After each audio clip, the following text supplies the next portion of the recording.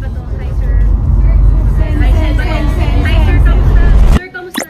Sir, anong nangyari? Yung klaseng gobyerno. As sitting president, hinaharang hindi papasukin sa sesyon. Kung ako'y absent, hinahanap ako ninyo. Sumusweldo. Hindi nagpapakita. Ngayon, papakita ko dito. Oh, hinara ko ng mga FBI. Nirestling ako doon. Kasugat-sugat ako. Why are you here, sir? Papasok! This is the Senate! Wala silang respeto sa institusyon ng Senado.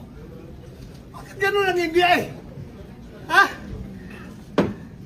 Ano pong plano niyo, sir, sa ginawa sa inyo, sir? Pag-usap kami. Ano gagawin namin? But why are you here, sir? Bakit po kayo napapasok today, sir? Ay, ang senador ng Republic.